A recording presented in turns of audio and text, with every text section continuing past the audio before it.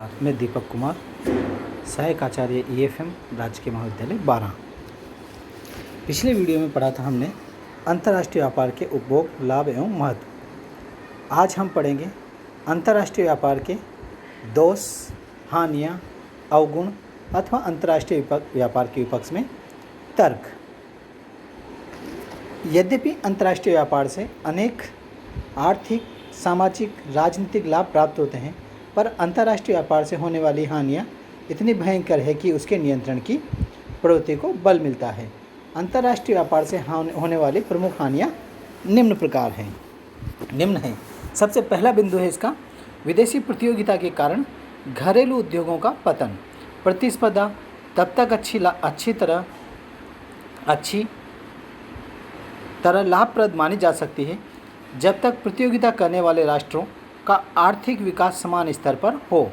वास्तव में विश्व में ऐसे राष्ट्र अधिक हैं जो पिछड़े हैं और कुछ ही विकसित राष्ट्रों को विदेशी बाजार में अप्रत्याशित लाभ प्राप्त होते हैं। अविकसित पिछड़े राष्ट्रों के घरेलू उद्योग विकसित राष्ट्रों के आधुनिक उद्योगों से प्रतिस्पर्धा नहीं कर पाते हैं या उसके सामने नहीं टिक पाते हैं। उनका पतन प्रारंभ हो जाता है। ब्रिटिश शासनकाल में इंग्लैंड में निर्मित माल का अत्यधिक मात्रा में आयात किए जाने से भारत के घरेलू उद्योगों को काफ़ी नुकसान हुआ। दूसरा बिंदु है प्राकृतिक साधनों का दुरुपयोग। किसी भी देश में प्राकृतिक साधनों का एक सीमा होती है।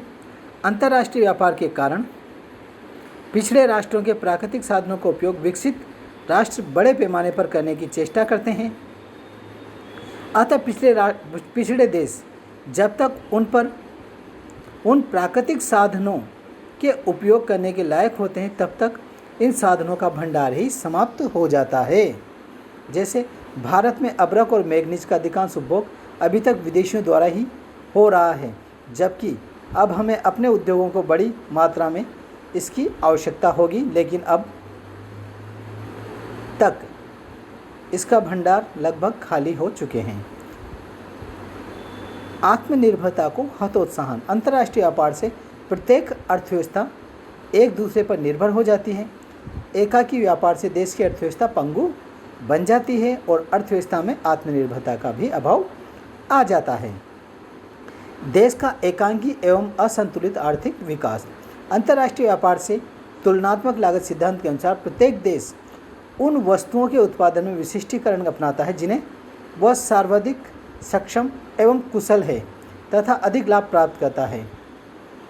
इससे देश की अर्थव्यवस्था का सर्वांगीण विकास न होकर एकांकी विकास भी होता है और देश में राजनीतिक संकट एवं युद्ध काल में घातक भी सिद्ध हो सकता है। उपभोक्ताओं की आदतों पर प्रतिकूल प्रभाव। जहां अंतर्राष्ट्रीय व्यापार से उपभोक्ताओं को अनेक प्रकार की सस्ती वस्तुएं मिल जाती हैं, वहां साथ साथ में हानिकारक वस्तुओं के आयात से देश के उपभोक्ताओं में भी उनका उपभोग बढ़ सकता है। जैसे आजकल भारत में विदेशों से आयातित शराब के उपभोग की प्रवृत्ति तथा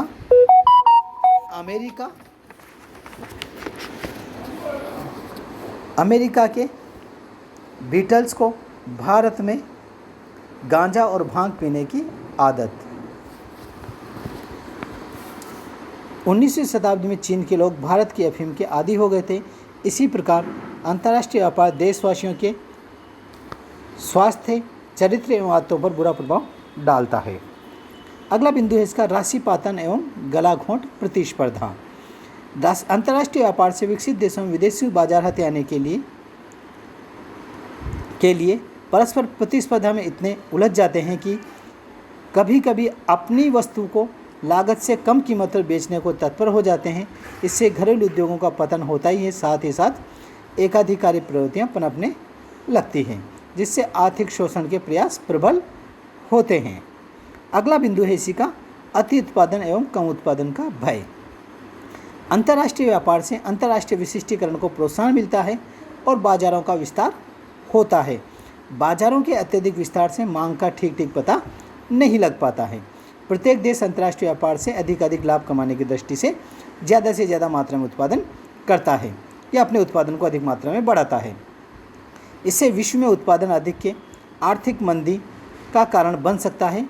इसके विपरीत मांग से कम उत्पादन होने पर भी मुद्रा प्रसार को बढ़ावा मिलता है।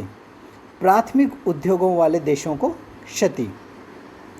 अंतर्राष्ट्रीय व्यापार के विशिष्टीकरण से कृषि प्रधान तथा प्राथमिक उद्योग प्रधान जैसे पशुपालन, खनिज खोदना, चाय बागान देशों में उत्पादन की मात्रा बढ़ाने पर सीमांत उत्पादन ह्रास नियम लागू होता है, जबकि औद्योगिक प्रधान देशों के उत्पादन बढ़ाने पर सीमांत उत्पत्ति वृद्धि नियम लागू होता है। इससे औद्योगिक प्रधान देशों की कृषि प्रधान देशों की अपेक्षा अधिक लाभ मिलता है और व्यापार शर्तें कृषि प्रधान देशों के प्रतिकूल रहती है। इसी में अगला बिंदु है आंतरिक उपभोग में कमी। विदेशी मुद्रार्जन के लालच में जब देश में बड़े पैमाने पर उपभोग वस्तुओं का निर्यात किया जाता है तो आंतरिक उपभोग के लिए पूर्ति कम हो जाती है। इससे देश की जनता को उपभोग से कष्ट उठाना पड़ता है। भारत में चाय, चीनी, मशीनें, पंखे, सूखे मेवे आदि निर्यात किए जाते हैं तो भारत में इनकी पूर्ति कम रह जाने से ऊंचे मूल्य देने पड़ते हैं और उपभोग घटता है। इसी का अगला बिंदु है युद्ध काल में कठिनाई। अंतर्राष्ट्रीय व्यापार से राष्ट्रीय संकट और युद्धकालीन परिस्थितियों का मुकाबला करना संभव होता है, परंतु अगर युद्ध निर्यातक देशों से ही हो जावे या दुश्मन चारों ओर से नाकेबंदी कर ले तो विदेशी उस पर निर्भरता घातक सिद्ध होती है। इसके अलावा युद्ध काल में दूसरे राष्ट्रों पर निर्भरता खतरे से खाली भी नहीं मानी जाती है। अंतर्राष्ट्रीय द्वेष तथा संघर्ष।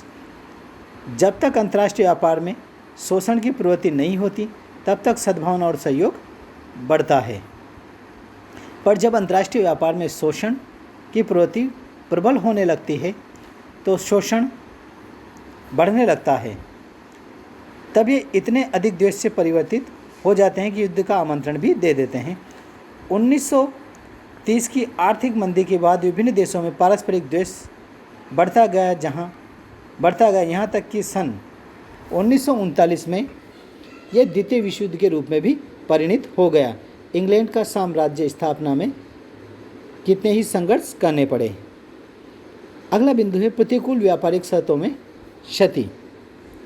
प्रतिकूल व्यापारिक शर्तों के से क्षति यानी कि प्रतिकूल व्यापारिक शर्तें से अभिप्राय ये है किसी देश की वो कितनी प्रतिकूल है या वो शर्तें उस देश को कितना नुकसान पहुंचा सकती हैं। अंतर्राष्ट्रीय व्यापार से आयात निर्यात की जाने वाली वस्तुओं की मांग की लोच प्राय भिन्न भिन्न होती है।